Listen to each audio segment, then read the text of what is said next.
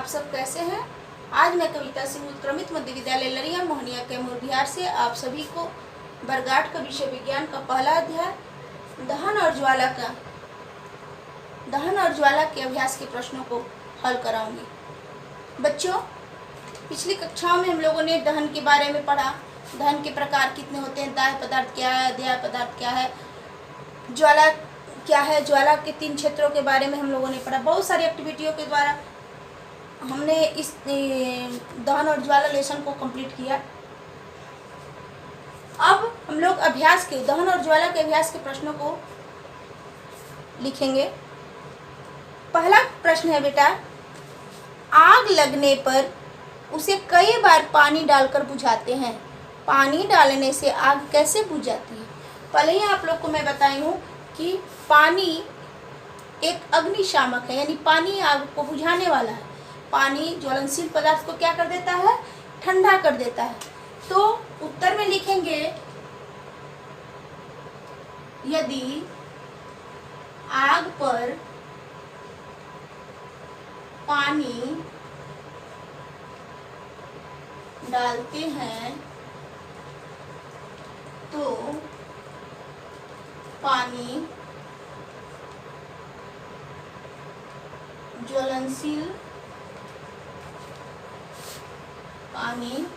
ज्वलनशील पदार्थ को ठंडा कर देता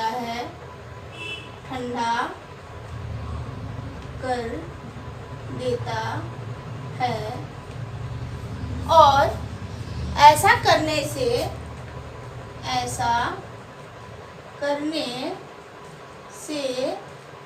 आग का फैलाव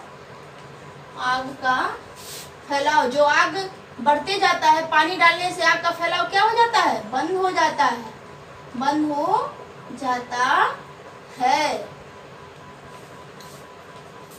और इस प्रक्रिया से, यानी कि जो पानी हम लोग इसमें डाले हैं, इस प्रक्रिया से जो जलवाष्प बनता है, इस प्रक्रिया से जो जलवाष्प बनता है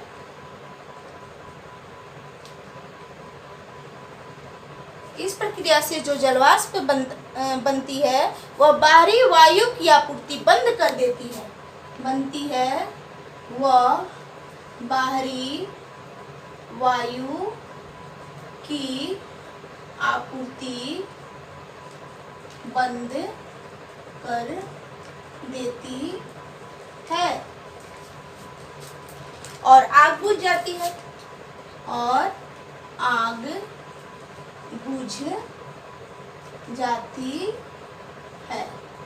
बच्चों, आप लोग समझ गए कि यदि आग पर पानी डालते हैं तो पानी ज्वलनशील पदार्थ को क्या कर देती है? ठंडा कर देती है। ऐसा करने से आग का फैलाव जो क्या हो जाता है? बंद हो जाता है। और जो पानी उस पर डाले हुए हैं, वो पानी क्या होता है? पानी जो होती है वो जलवाष्प बन करके और बाहरी वायु यानी ऑक्सीजन के संपर्क को क्या कर देती है? खत्म कर देती है। ऑक्सीजन गैस ही ना है, ऑक्सीजन के चलते ही ना आग और बढ़ती जाता है। देखते हैं कि अगर आदमी किसी के शरीर में आग लगी हुई है और वो चलते जाए तो आग और ज़्यादा से ज़्यादा फैलने लगता है, शरीर को पकड़ने लगती है।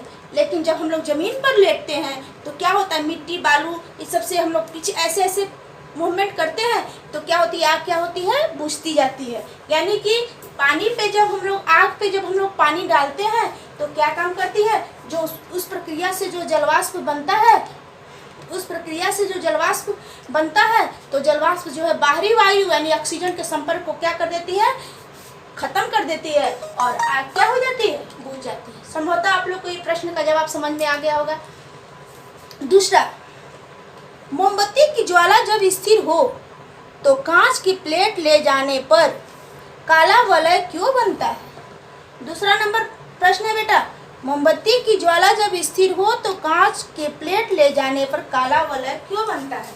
मैंने आप सभी को एक एक्टिविटी के द्वारा बताया था कि मोमबत्ती जल रही है और चम्मच को ले गए या कांच को ले जाए, किसी भी चीज को ले जाए और बीच भाग में, मध्य भाग में मैं बताई, मध्य भाग ज्यादा प्रज्वलित रहता है, दीप्त रहता है, दिखाई देता है, चमकीला होता है और यहाँ पे ऑक्सीजन ज़्यादा मात्रा में उपस्थित नहीं होता है, जिसके कारण यहाँ पे कार्बन के कुछ कण क्या हो जाते हैं, बच जाते हैं।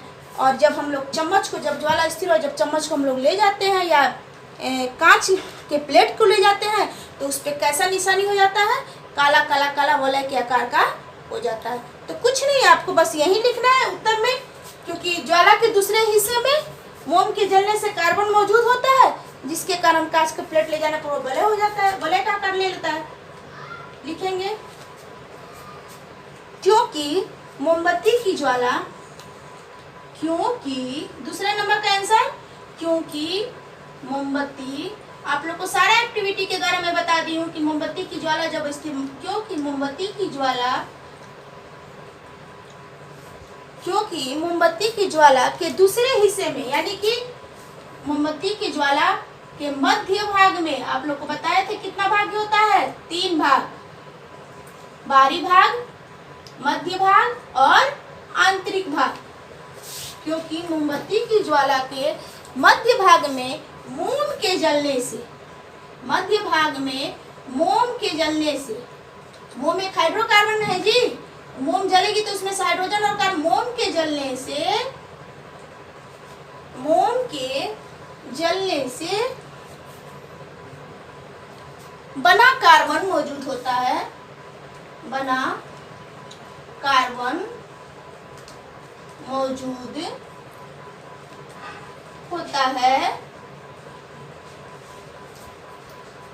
जिसके कारण कांच की प्लेट ले जाने पर, जिसके कारण कांच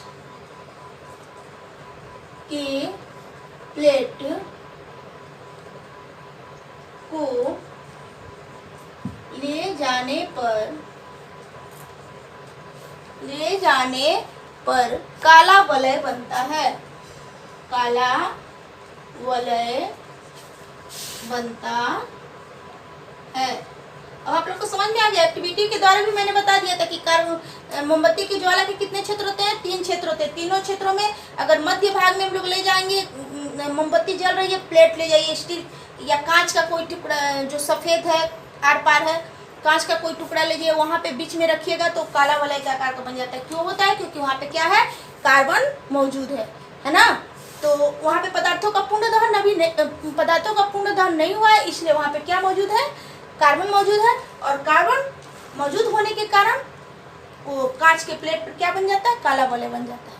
तीसरा नंबर क्वेश्चन है बेटा, अगर किसी दुर्घटना में कोई व्यक्ति आग की चपेट में आ जाए तो उसे बचाने के लिए कंबल में लपेट दिया जाता है, ऐसा क्यों? अगर कोई दुर्घटना में किसी व्यक्ति को आग पकड़ लेती है तो हम लोग कंबल, देखते होंगे कंबल से हम लोग लपेट देते हैं, ऐसा क्यों करते हैं? देखिए, क्योंकि तीसरा आंसर लिखिए, क्योंकि कंबल लपेटने से हवा से संपर्क जो है खत्म हो जाता है और परिणाम स्वरूप बिना हवा के आग क्या हो जाती है, बुझ जाती है। आप लोग को एक्टिविटी के द्वारा बताया गया है कि बिना हवा के आग क्या हो जाती है, हवा में अगर ऑक्सीजन उपस्थित, हवा में ऑक्सीजन उपस्थित रहता ही है तो हवा को ही बंद कर दिया जाए, कंबल से लपेट देते हैं तो क्या होता है कि हवा का बहाव रुक जाता है और व्यक्ति जो है सुरक्षित हो जाता है। क्योंकि लिखेंगे, क्योंकि कंबल के लपेटने से, क्योंकि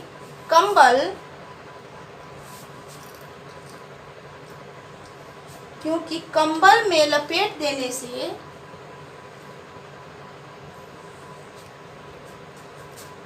क्योंकि उस व्यक्ति को कंबल में लपेट देने से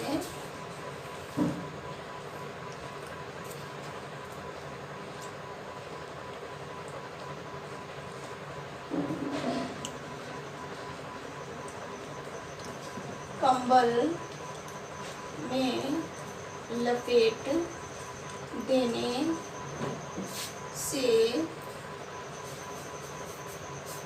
शरीर का हवा, उस व्यक्ति को कंबल में लपेट देने से शरीर हवा शरीर को हवा से शरीर का हवा से संपर्क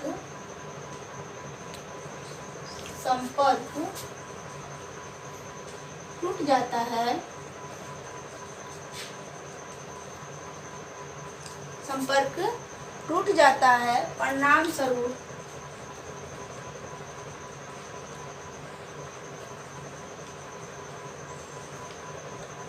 बिना हवा यानी ऑक्सीजन की उपस्थिति, बिना हवा के आग क्या हो जाती है, बुझ जाती है, आग बुझ जाती। समझ में आ गया बच्चों? अब हम लोग चलते हैं चौथे नंबर क्वेश्चन की तरफ। चौथा नंबर क्वेश्चन है कि कभी कभी जंगलों में अपने आप आग लग जाती है, ऐसा कैसे होता होगा? मैंने ये आप लोग को बताया ही था। स्वतः दहन के बारे में आप सभी को बताया कि पता नहीं रहता, स्वतः दहन अपने से ही। कभी कभी बहुत अधिक गर्मी होती है, या कभी आकाशीय बिजली के गिरने से, या कभी कभी पौधों की आपसी रगड़ से भी जंगल में अचानक क्या हो जाती है, आग लग जाती है। इसको हम लोग किसकी श्रेणी में रखे थे? स्वतः दहन के श्रेणी में।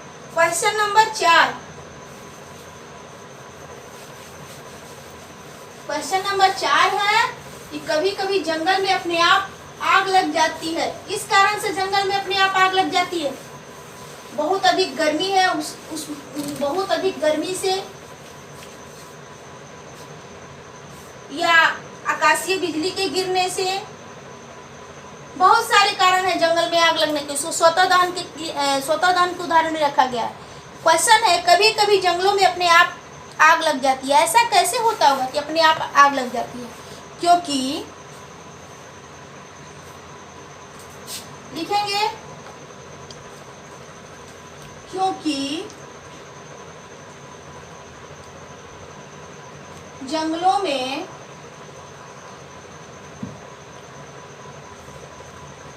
अधिकतर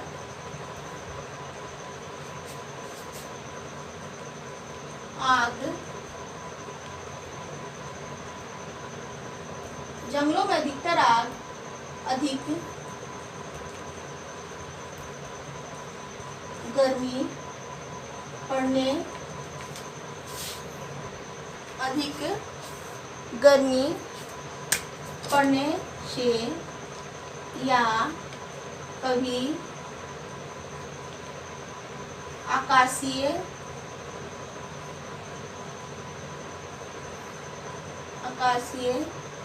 बिजली के गिरने से, या कभी कभी पौधों के आपसी रगड़ से भी, या कभी कभी पौधों के आपसी रगड़ से भी जंगलों में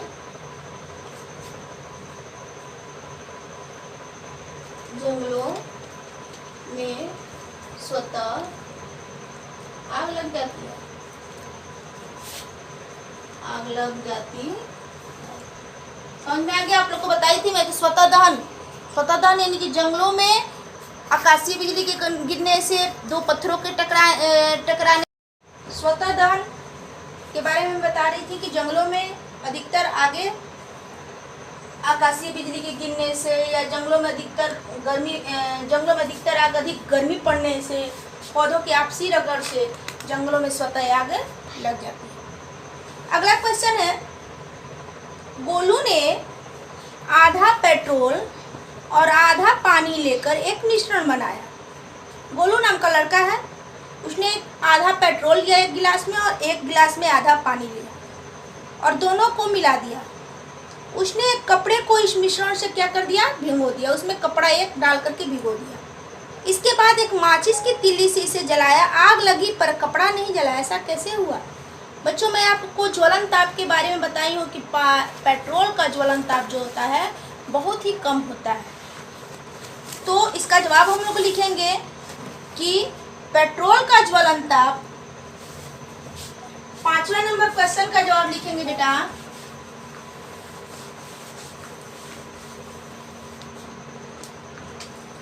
ज्वलन ताप के बारे में आप सभी को मैं बताई थी।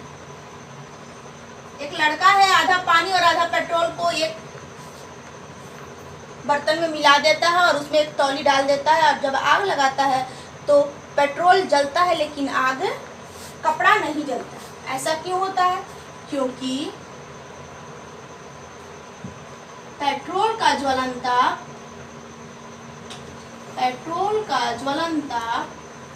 ज्वलन ताप के बारे में वो न्यूनतम ताप जिसपे पदार्थ जलना शुरू करता है, क्योंकि पेट्रोल का ज्वलन ताप पानी के ज्वलन ताप से, पानी डाला जाता है, पानी के ज्वलन ताप से क्या होता है? कम होता है, कम होता है। पेट्रोल का ज्वलन ताप पानी के ज्वलन ताप से कम होता है, पानी के ज्वलन ताप से कम होता है, जिसके कारण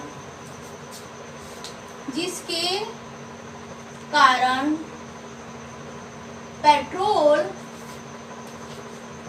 पहले आग पकड़ लेता है,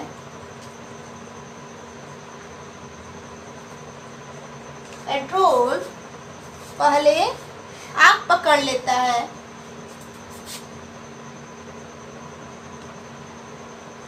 और पानी से भींगी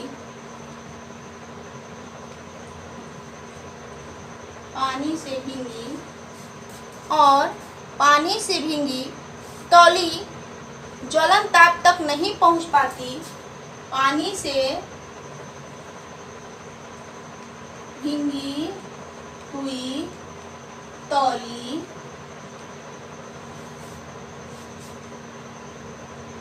ज्वलन ताप तक नहीं पहुंच पाती, जिसके कारण इसमें आग नहीं लगती।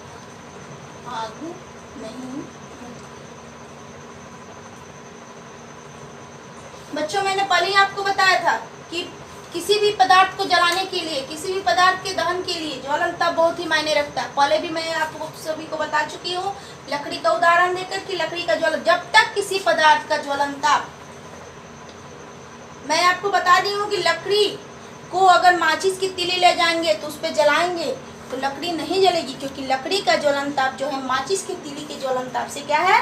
अधिक है।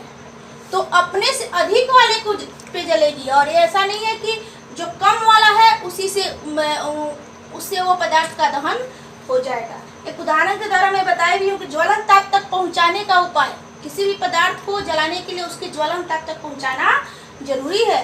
इसीलिए जब वो लड़का, गोलू नाम का लड़का, जब पेट्रोल और पानी दोनों को मिक्स करके उस तौली को भिगोता है तो पेट्रोल का ज्वलन ताप पानी के ज्वलन ताप से क्या होता है? कम होता है। पानी का ज्वलन ताप अधिक होता है, पेट्रोल का ज्वलन ताप क्या होता है? कम होता है। पेट्रोल जो है आग पकड़ लेती है और पानी से भींगी हुई तौली अपने ज्वलन ताप तक पहुंच नहीं पाती है, जिसके कारण वह आग उसमें नहीं लगती। अगला क्वेश्चन है, माचिस को जलाने के लिए उसे माचिस की डिब्बी से रगड़ा जाता है, ऐसा क्यों? माचिस को जलाने के लिए उसे माचिस की डिब्बी से रगड़ा जाता है, ऐसा क्यों? पहले ही मैं आप सभी को बताई हूँ बेटा कि माचिस की डिब्बी पे क्या रहता है? लाल फास्फोरस, और लाल फास्फोरस को जब तक रगड़ा ना जाए तब तक उसमें आग नहीं लगेगी। इसलिए माचिस की डिब्बी, क्वेश्चन है माचिस को जलाने के लिए उसे माचिस की डिब्बी से रगड़ा जाता है, ऐसा क्यों? क्योंकि सिंपल सा जवाब आप सभी को मैं बताती हूँ कि माचिस की तिल्ली को जब माचिस की डिब्बी पे हम लोग रगड़ेंगे, क्योंकि बिना रगड़े लाल फास्फोरस जो होता है माचिस की डिब्बी पे क्या होता है? लाल फास्फोरस प्लस सल्फर, यानी कि बिना रगड़े वो आग उसमें उत्पन्न नहीं होती है। इसीलिए लिखेंगे क्योंकि माचिस की डिब्बी पर लाल फास्फोरस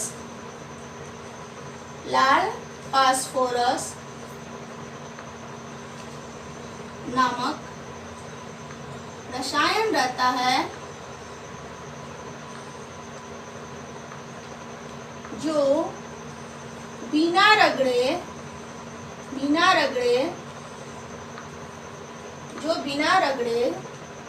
नहीं जलता है। हो गया। कोई भी पूछेगा कि माचिस को जलाने के लिए उसे माचिस की डिब्बी से क्यों रगड़ा जाता है, तो माचिस को जलाने के लिए माचिस की डिब्बी से, क्योंकि माचिस की डिब्बी पर क्या होता है, फास्फोरस, लाल फास्फोरस होता है, और लाल फास्फोरस को जब तक आप रगड़ेंगे नहीं उसमें आग प्रज्वलित नहीं होगी। अगला क्वेश्चन है बेटा 7वां नंबर, ज्वाला के तीनों क्षेत्रों को दिखाइए। आप लोग इसको अच्छी तरह से अपने कॉपी में, ज्वाला के तीनों क्षेत्रों को दिखाइए कि ज्वाला के कितने क्षेत्र हैं। ज्वाला के कितने क्षेत्र होते हैं? 3। ज्वाला के 3 क्षेत्र होते हैं। मोमबत्ती का मैं एक्टिविटी करके आपको बता चुकी हूँ कि 3 क्षेत्र होते हैं। पहला नंबर, ज्वाला के तीनों क्षेत्रों को दिखाइए बोल रहा है, तो ज्वाला के तीनों क्षेत्रों को दिखाने के लिए क्या करेंगे? एक मोमबत्ती को बनाएंगे। आप लोग मोमबत्ती का फिगर बना लीजिएगा अपने कॉपी पे, फेर की कॉपी पे। कितनी ज्वालाएं होती है मोमबत्ती में? 3 होती हैं। कितनी होती हैं? 3। तीनों ज्वालाओं के बारे में पहला भाग क्या होता है? ज्वाला के 3 क्षेत्र होते हैं। पहला नंबर में पहला होता है बाहरी भाग। किस कलर का होता है बेटा? नीला। बाहरी भाग कैसा होता है? नीला। दूसरा होता है मध्य भाग। मध्य भाग कैसा होता है? पीला। और तीसरा होता है आंतरिक भाग, जो कि मैं अच्छी तरह से पिछले वीडियो में बता चुकी हूँ आप लोग को इसके बारे में। आंतरिक भाग कैसा होता है? काला। बोला है ज्वाला के तीनों क्षेत्रों को दिखाइए। आप एक मोमबत्ती का चित्र बना लीजिएगा और उसमें ज्वाला के तीनों क्षेत्र, यहाँ पे ये नहीं है, यहाँ पे नीला रंग से रंग इसको, पीला और एक काला रंग से रंग करके खूब सुंदर से इसको कॉपी पे बना लीजिएगा। अगला क्वेश्चन है, घर में आग से होने वाले असावधानियों से बचने के लिए आप क्या क्या करते हैं? इसकी चर्चा अपने दोस्तों से कीजिए। घर में कभी भी कहीं आग लग जाती है, अचानक आग लग गई, तो हम लोग क्या क्या कर सकते हैं? क्या करेंगे? दाह पदार्थ जो भी है उसको, ज्वलनशील पदार्थ जल्दी हम लोग हटाते हैं कि अधिक और आग न फैल जाए।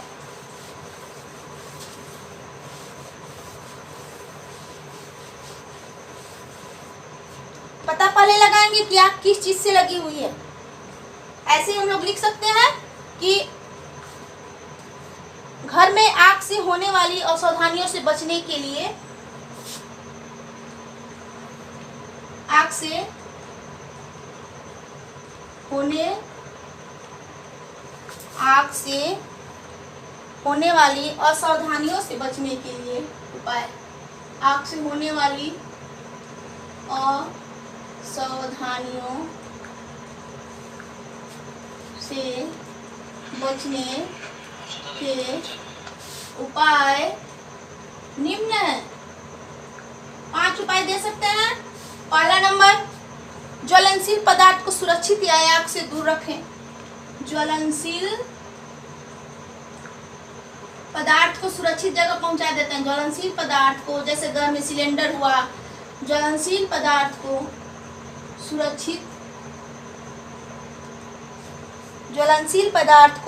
सुरक्षित या आग से दूर रखें।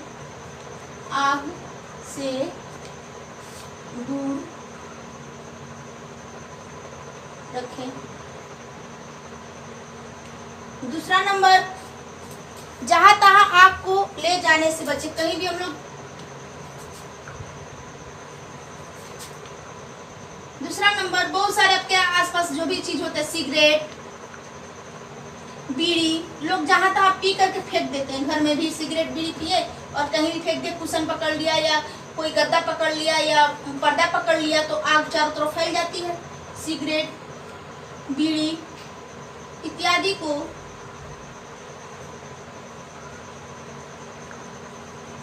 जहां तहां न फेंकें, फेंकने से बचें।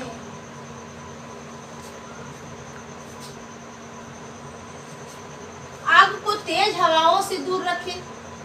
आग को तेज हवाओं से दूर रखें। बहुत सारे कारण हैं जिसको कि आप लोग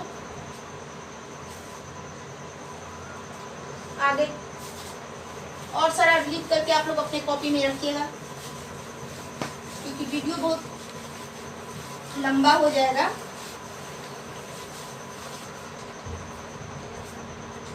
अब बच्चों हम लोग चलते हैं, रिक्त स्थानों की पूर्ति कीजिए। 9 नंबर आपका है क्वेश्चन, रिक्त स्थानों की पूर्ति कीजिए। रिक्त स्थानों की पूर्ति कीजिए। पहला नंबर ऑप्शन में दे रही, देखिए, वह न्यूनतम तापमान जिस पर कोई पदार्थ जलना प्रारंभ करता है उस पदार्थ का कहलाता है। मैंने आप सबको पहले ही बताया था कि ज्वलनता, वह न्यूनतम तापमान जिस पर कोई पदार्थ जलना शुरू करता है उसको हम लोग क्या कहते हैं, ज्वलनता। आप लोग रिक्त स्थान में क्या भरेंगे, पहला नंबर में ज्वलनता। दूसरा में दिया है किसको कमरे के ताप पर आग पकड़ लेता है। बच्चों मैंने पहले ही बताया था कि सफेद फास्फोरस नामक रसायन जो है इतना खतरनाक होता है कि उसको आप लोग कमरे के ताप पे ले जाओगे तो वह स्वतः आग पकड़ लेता है। तो क्या लिखेंगे, सफेद फास्फोरस। सबसे पहले माचिस इसी से बना था। तीसरा नंबर है मोम एक हाइड्रोकार्बन है जो 2 ब्लैंक्स है और से मिलकर बनी। पहले ही आपको मैं बता दी कि मोम एक ईंधन है, मोम एक हाइड्रोकार्बन है जो हाइड्रोजन और कार्बन दोनों से मिलकर बनी हुई है।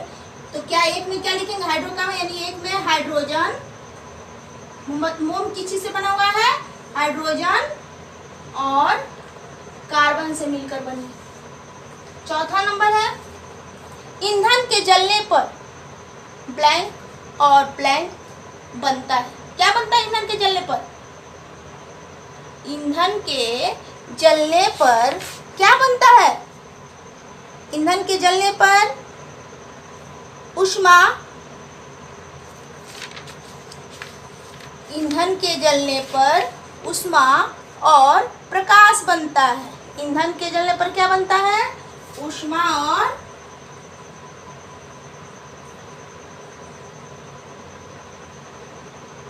ईंधन के जलने पर ऊष्मा और प्रकाश। 5वां नंबर है बच्चों, पेट्रोल का ज्वलन ताप किरोसिन के ज्वलन ताप से होता है, कम होता है कि अधिक होता है। मैं बताया पेट्रोल का ज्वलन ताप किरोसिन की ज्वलन बहुत अधिक प्रज्वलित हो जाता है पेट्रोल, इसलिए पेट्रोल का ज्वलन ताप किरोसिन के ज्वलन ताप से क्या है, कम है।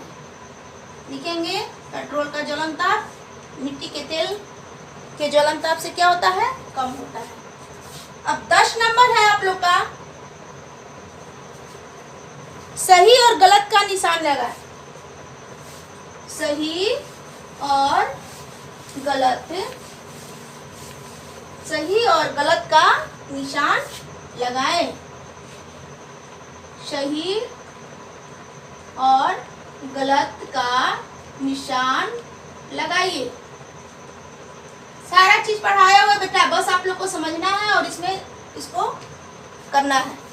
दिया हुआ है पहला नंबर, कागज के कटोरा में पानी डालकर गर्म करने पर कागज जल जाता है। मैंने आपको एक एक्टिविटी कराया था पिछली कक्षाओं में, कागज के कटोरा में अगर कागज को ऐसे ही जलाए तो कागज जल गया, और कागज के कटोरा में पानी को डाला तो कागज नहीं जला, क्योंकि पानी जो है उस कागज की ज्वलन ताप को क्या कर दी, बढ़ा दी। इसलिए क्या करेंगे, सत्य है कि असत्य है, ये क्या है, बोला है कि कागज के कटोरा में पानी डालकर गर्म करने पर कागज जल जाता है, जो कि क्या बोला है, असत्य बोला है। कितना नंबर? क को काट देंगे, असत्य बोला है। दूसरा ख नंबर है, दहन के लिए वायु का होना आवश्यक है। आप लोग को एक्टिविटी बताई थी ना मोमबत्ती डाल, दहन के लिए वायु की होना आवश्यक है, सही है। लाल फास्फोरस कमरे के ताप पर आग पकड़ लेता है। लाल फास्फोरस कमरे के ताप पर आग पकड़ता है? नहीं, लाल फास्फोरस को बिना रगड़े उसमें आग उत्पत्ति नहीं होती है। गलत बोला है, गलत। यानी कि लाल फास्फोरस कमरे के ताप पे आग नहीं पकड़ता। कौन पकड़ता है? सफेद फास्फोरस। चूने के पानी में कार्बन डाइऑक्साइड गैस प्रवाहित करने पर चूना का पानी दूधिया हो जाता है। एक मोमबत्ती का हम लोगों ने चूने के पानी में कार्बन डाइऑक्साइड गैस प्रवाहित करने पर चूना का पानी दूधिया हो जाता है, सही।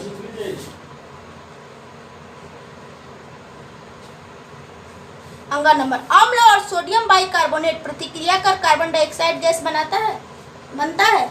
हाँ, जो आप लोग देखे होंगे अग्निशामक यंत्र जो कॉलेजों में, स्कूलों में लाल सिलेंडर में रहता है, उसमें अम्ल और सोडियम बाइकार्बोनेट जब प्रेशराइज करते हैं तो दोनों प्रतिक्रिया कर कौन से गैस, उस दाब पे कौन सा गैस बनाता है? Carbon dioxide gas. उसमें इसीलिए कार्बन डाइऑक्साइड गैस जो है आपको बुझाने में सकती हो कि उसमें क्या भरा रहता है उस टंकी में? सोडियम बाइकार्बोनेट और अम्ल दोनों मिल करके कार्बन डाइऑक्साइड गैस बनाते हैं, ये सही। 4 नंबर, तेल द्वारा उत्पन्न आग को जल द्वारा नियंत्रित किया जा सकता है? नहीं, तेल द्वारा उत्पन्न आग को जल द्वारा नियंत्रित किया जा सकता है, क्योंकि पानी जो है तेल से भारी होता है, इसलिए तेल से जो आग लगी हुई होती है अगर उसको हम लोग पानी से बुझाने की कोशिश करेंगे तो वह नहीं बुझेगी। तो क्या सही बोला? तेल द्वारा उत्पन्न आग को जल द्वारा नियंत्रित किया जा सकता है? नहीं, गलत। बच्चों बस इतना ही, अब शेष आगे की कक्षाओं में मिलेंगे। धन्यवाद। घर पे रहे, सुरक्षित रहे।